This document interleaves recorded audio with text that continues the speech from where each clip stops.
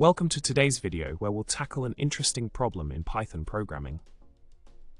The problem we're facing involves designing a Pydantic model for a dictionary with dynamic keys that follow a specific pattern.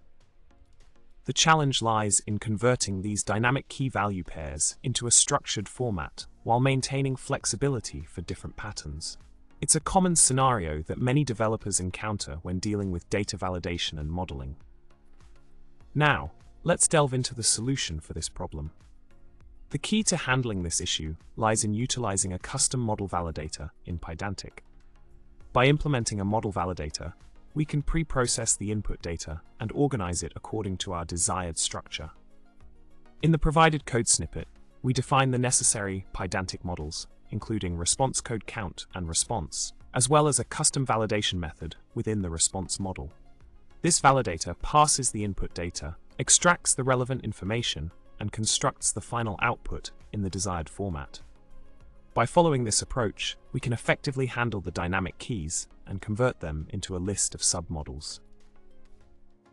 Continuing from the previous explanation, the validation process results in a structured output where the response underscore code underscore counts field contains a list of response code count instances, each representing a response code and its corresponding count. The sum underscore other underscore field value is also preserved in the final output. This approach allows us to validate and access dynamic input keys that adhere to a consistent pattern, ensuring that our data remains organized and manageable.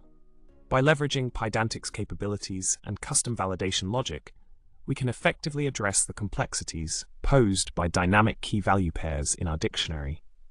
In summary, we've successfully tackled the challenge of modeling a dictionary with dynamic keys in Python using Pydantic and a custom model validator. By structuring our data validation process and leveraging Pydantic's features, we've created a robust solution for handling flexible input patterns.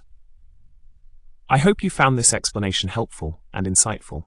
If you enjoyed this video, don't forget to subscribe for more content, give it a thumbs up, and share your thoughts in the comments below. Remember, in coding as in life, flexibility is key. Thanks for watching, and happy coding.